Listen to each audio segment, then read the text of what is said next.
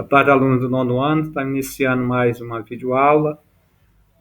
O tema de hoje, do percurso 9, Oriente e Ocidente, uma visão europeia. Então, vamos estudar sobre a Europa, continente europeu. Europa, continente ou península da Eurásia. Do ponto de vista físico, a Europa fica na porção oeste da grande massa continental da Eurásia, Europa e Ásia. Uma grande península, observe o mapa. Os Montes Urais, os mares Negro e Cáspio, a Cordilheira do Cáucaso, são considerados os limites naturais entre a Europa e a Ásia.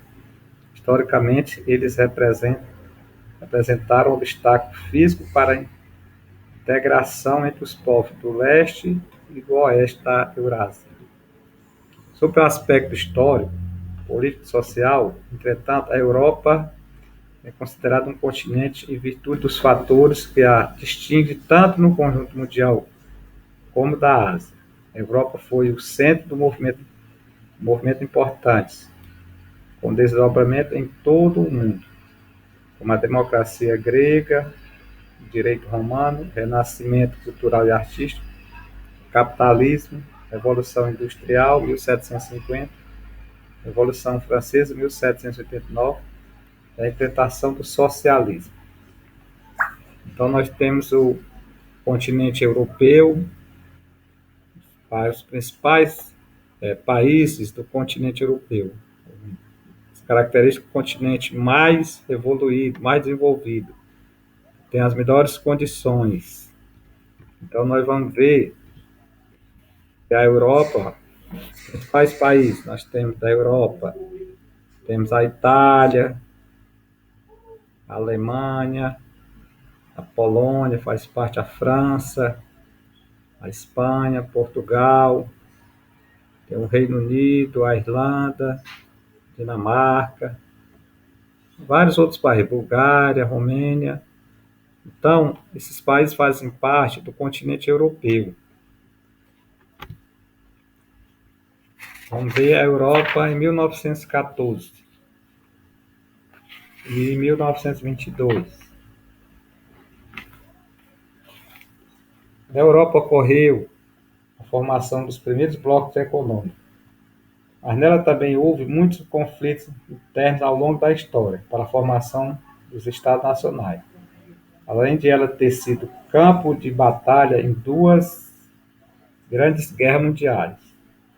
A primeira, de 1914 a 1918, e a segunda, entre 1939 e 1945. E causar a morte de milhões de pessoas e alterar não apenas as fronteiras entre os estados, mas também resultaram na formação de novos, como pode ser visto nos mapas, novos países. Então nós vamos ver hegemonia europeia e divisão do mundo em Ocidente e Oriente. A expansão marítima europeia, a expansão marítima comercial europeia no século XV, XVI e XVII foi o marco inicial da construção da hegemonia da Europa no mundo, entre esses séculos e a Primeira Guerra Mundial.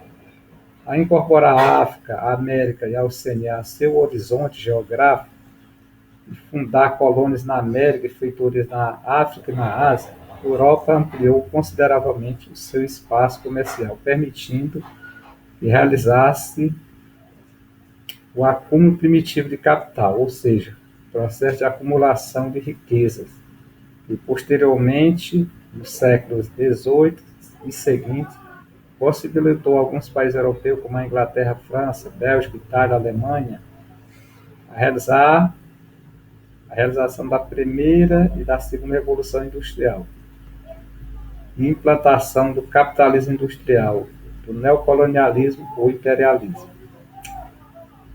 Então nós vemos a hegemonia europeia, a divisão do mundo no Ocidente.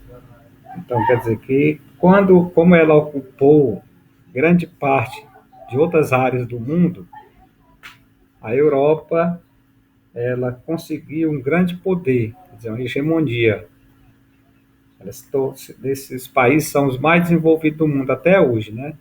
Porque eles exploraram, colonizaram quase todos os países, outros continentes do mundo. Agora vamos ver, o Ocidente inventou o Oriente. Apesar das noções de Oriente, lá do horizonte em que o Sol nasce, o Ocidente, lá do horizonte em que o Sol se põe, serem usados desde o século III a.C., como pelo Império Romano, que dividiu seu vasto território conquistado em duas partes para melhor administrar, sob o ponto de vista histórico, político e geográfico. Essa expressão somente se consolidou durante as grandes navegações marítimas comerciais do século XV e XVI. Foi em 1596 que o cartógrafo matemático belga Gerard Gemert, conhecido como Mercator, elaborou um planisfério representando a Europa na porção central e superior dela.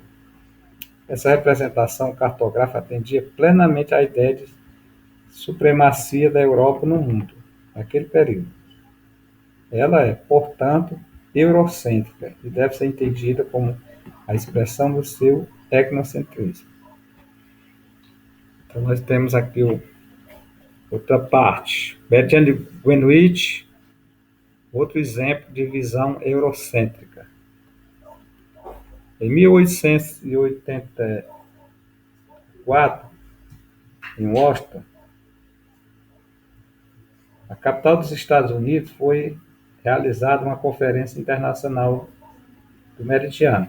Foi aí decidido que o meridiano principal deveria ser o meridiano que passa no Observatório Astronômico de Greenwich, localizado na cidade do mesmo nome, próximo a Londres, capital do Reino Unido. Essa escolha mostra a supremacia inglesa, maior potência naval e econômica do mundo na época. Outros meridianos poderiam ser escolhidos, como o principal ou de longitude zero. A escolha do meridiano de Greenwich também expressa a consolidação de uma visão eurocêntrica no mundo.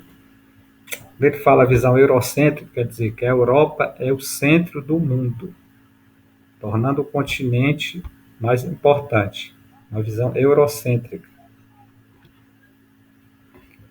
Orientalismo e ocidentalismo. Entendido como a visão que o Ocidente passou, o Oriente de seus povos, o orientismo é marcado desde tempos históricos passados por imagem distorcida, até mesmo preconceituosa, desconsiderando-se que muitos contribuíram para culturais e cientistas foram dados pelo Oriente. Não há dúvida de que o etnocentrismo do Ocidente serviu aos interesses das potências ocidentais, justificou ideologicamente os atos de apropriação de territórios no Oriente para a subordinação de seus povos, para a formação de impérios coloniais no século XIX e XX. Lógico que o neocolonialismo e o imperialismo enriqueceu os países colonialistas europeus.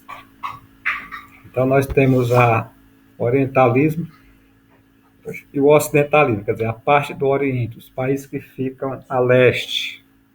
Por exemplo, o Japão está no Oriente, a China, o Ocidente, os Estados Unidos, o Brasil.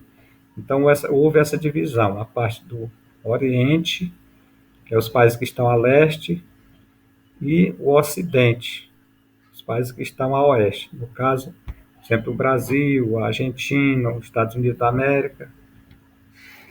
E obrigado, acompanhe o conteúdo pelo livro, façam as atividades. Tchau.